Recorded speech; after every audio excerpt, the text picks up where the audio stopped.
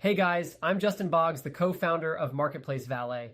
We have been an Amazon seller since 2006 with over 400,000 reviews as a seller.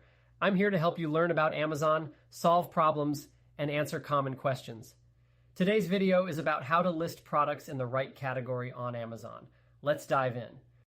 If you are following along from my screen, I'm going to guide you through the process of listing your products in the right category on Amazon. Choosing the correct category is crucial for ensuring that your product reaches the right audience and maximizes its visibility. First, it's essential to do some research on your top competitors. Open their listings and in the URL, erase everything from the word ref and press enter.